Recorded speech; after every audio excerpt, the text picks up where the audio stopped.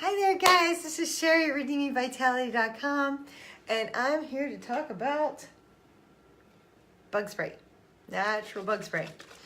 So, of course there's a really big tick thing going on and we're going back east and so I'm like, we need bug spray, but of course there's mosquitoes and all kinds of flying, annoyances in our space, but they do a really good thing out in the environment.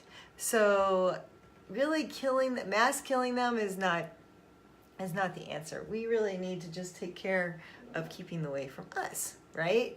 And we should do that without so many chemicals, right? DEET has all kinds of research behind it now, and it's not the best. But of course, no one wants Lyme disease either, or any of the other bug stuff, right?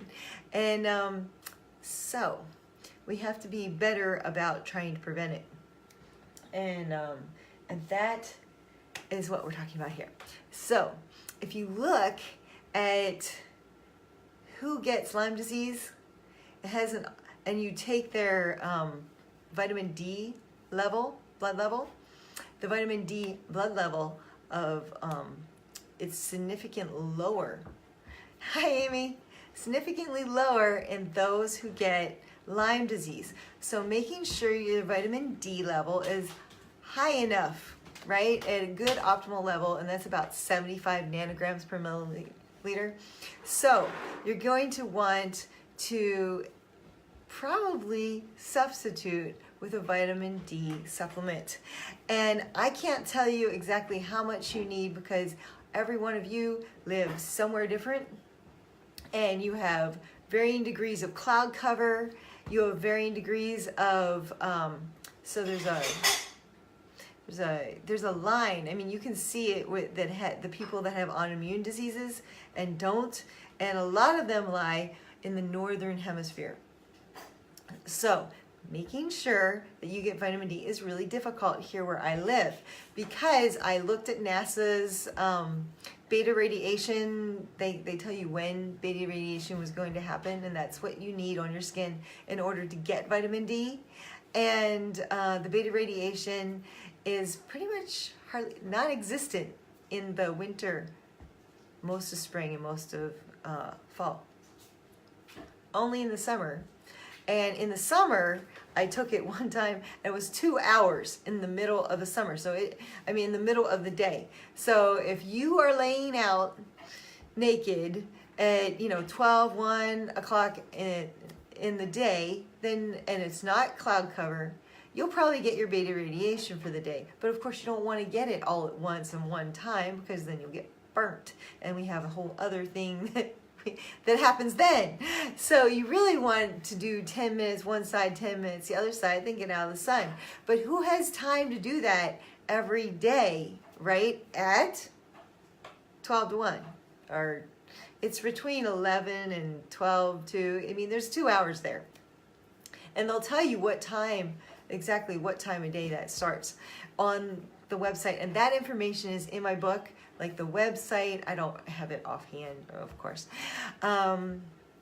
So most people in America, because even if you live in the southern hemisphere, even if you live in a sunny place, aren't going out in the sun, right? We live in air conditioning, pretty much survive in air conditioning buildings most of the time in those places. So you're not getting out in the sun, you won't get vitamin D. So just make sure you take it. Right? And the amount varies depending on your skin color even, and if you get a shower after you come in, because the vitamin D slowly works through I think a 2 or 3 hour period after you have sun. So all of this was not a complication a long time ago when we were running around more in the southern warmer climates, but it is a complication now. The northern climate people often ate fish, and they ate the whole thing, including the liver, which has vitamin D. It's really difficult to get vitamin D from things that aren't vitamin D3 from things that aren't animal based. And most animal based protein does not have vitamin D. It just happens that the liver does. And so if you're going to eat liver, then you'll get some vitamin D. You'll be surprised at how much you need. It's more of a cholesterol. So, and this isn't really a talk about vitamin D, but it is more of a cholesterol, and the half-life is only 1 month. So you need a lot of it, and it goes out pretty quickly. That said, you want to have it so that your body can be more resistant to Lyme disease. So that's important for Lyme disease. Proper tick removal is important. Now, we don't have a lot of ticks here.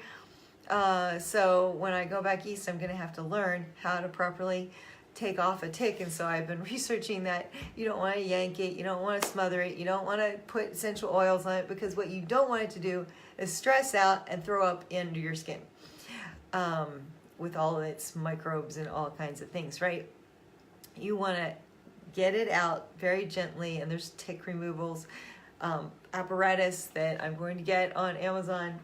So that being said, you're going to have to do a tick search, and it helps to have some bug off. I call it bug off. This is an essential oil combination with actually you can use water, but I didn't. I used apple cider vinegar because I know how healthy apple cider vinegar is, and I know that bugs don't like it. So that just added to the whole thing, right?